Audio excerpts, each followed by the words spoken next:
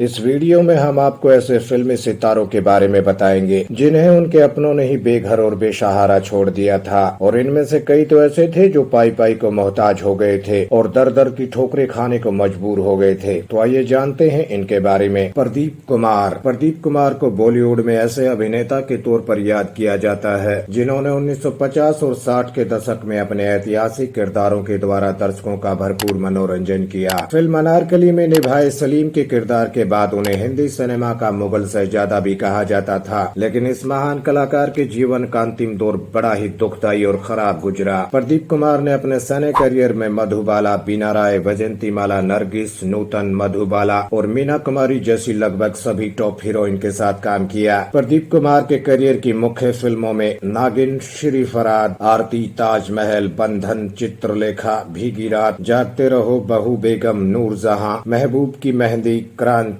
रजिया सुल्तान, धर्मवीर जैसी फिल्में शामिल हैं। प्रदीप कुमार ने नाम और शोहरत तो बहुत कमाई, लेकिन वो दौलत ना कमा सके। 70 और 80 के दशक तक आते आते हिंदी सिनेमा का परिदृश्य बदला और प्रदीप कुमार के लिए फिल्मों में जगह न के बराबर रह गई थी। उदासी, अवसाद और अर्थाभाव के शिकार प्रदीप कुमार लकवाग्रस्त हो मुंबई से कलकत्ता आ गए। उनके बच्चों ने उन्हें लकवे की हालत में बेघर और बेसहारा छोड़ दिया था। कलकत्ता में प्रदीप कुमार अपने एक परिचित कलकत्ता के एक बड़े कारोबारी प्रदीप कुंडलिया के यहाँ आश्रय लेकर रह रहे थे। प्रदीप कुंडलिया ने लकवाग्रस्त अस्वस्थ प्रदीप कुमार को अपने फ्लैट में आश्रय दे रखा था। मरने से पहले प्रदीप कुमार ने एक इंटरव्यू में बताया था कि उनकी पत्नी गुजर चुकी हैं और उनकी तीनों बेटियां बीना, रीना, मीना और बेटा देवी प्रसाद में से कोई उन्हें कभी झांकने तक नहीं आता। यहाँ ये भी बता दें कि उनकी बेटी बीना बनर्जी एक जानी मानी अभिनेत्री हैं। प्रदीप कुमार ने आगे कहा था कि उनके हमनाम प्रदीप कुंडलिया ने उन्हें अपने फ्लैट में आश्रय दे रखा है। जिस प्रदीप कुमार को लोग फिल्मों में राजा, महाराजा, शहंशाह और नवाब राजकुमार की भूमिकाओं में देखते थे, वे मुफलिसी में गुजरे और लंबी बीमारी के बाद 27 अक्टूबर 2001 को कलकत्ता में ही उनका निधन हुआ। अचला सचदेव। अपने अभिनय से नाम और शोहरत हासिल करने वाली अचला सचदेव का अंतिम समय बेहद ही दुखदायी था। सन 1950 में फिल्म दिलरुबा से अपने करियर की शुरुआत करने वाली अचला ने 200 फिल्मों में काम किया था। इसके अलावा अभिनेत्री कुछ टीवी सीरियल में भी नजर आई थी। इसके अलावा उन्होंने सुपरहिट फिल्म दिलवाले दुल्हनिया ले जाएंगे और कभी खुशी कभी गम में दादी का रोल निभाया था। अपने जमाने में अभिनेत्री ने वक्त, दाग, प्रेम पुजारी, मेरा नाम जोकर जैसी फिल्मों में अभिनय किया, लेकिन उनका आखिरी समय बेहद ही बुरा और दर्दनाक था। शादी के बाद पुणे शिफ्ट हो गई एक्ट्रेस का अंतिम समय में ध्यान रखने वाला कोई भी नहीं था। साल 2002 में पति की मौत के बाद वे 2 BHK फ्लैट में अकेली ही रहती थी। उनका एक बेटा है जो अमेरिका से कभी कभार उनसे मिलने आता था। उनके साथ रात में सिर्फ एक अटेंडेंट रहती थी। एक रात पानी लेने किचन में गई अचला गिर पड़ी, जिससे उनका पैर टूट गया। पुणे के ही एक अस्पताल में उन्हें भर्ती कराया गया। उनका पूरा शरीर लकवाग्रस्त हो गया था। आर्थिक तंगी, देखभाल और अच्छे इलाज की कमी के चलते वे 3 महीने तक अस्पताल में रही। करोड़ों की मालकिन रही एक्ट्रेस अपने आखिरी समय में पाई पाई को मोहताज हो गई थी। इस दौरान उनके पास इतने भी पैसे नहीं थे कि वो ठीक से अपना इलाज करवा सके। आखिरकार 30 मई 2012 को हिंदी सिनेमा की इस मशहूर मां ने दुनिया को अलविदा कह दिया। गीता कपूर ने अपने जमाने में 100 से अधिक फिल्मों में सहायक अभिनेत्री के तौर पर काम किया, लेकिन उनकी पहचान रजिया सुल्तान और पाकीजा जैसी फिल्मों से होती है। गीता कपूर का अंतिम समय बेहद खराब रहा। उनका बेटा उन्हें मुंबई के एक अस्पताल में भर्ती करवाकर फरार हो गया था। हालांकि उनका बेटा राजा कपूर एक कोरियोग्राफर है और उनकी बेटी पूजा एक एयर होस्टेस है, पर फिर भी दोनों अपनी मां को वृद्धाश्रम में भेजने की तैयारी में थे, पर गीता वहां नहीं जाना चाहती थी, इसीलिए उनके बच्चे उन्हें टॉर्चर करते थे। गीता के अनुसार वो कई दिनों तक भूखी रहती थी और उन्हें कई दिनों तक कमरे में बंद कर दिया जाता था। इस वजह से वो बीमार हो गई और एक दिन आखिरकार उन्हें अस्पताल में भर्ती करवाना पड़ा। अस्पताल में भर्ती करवाकर उनका बेटा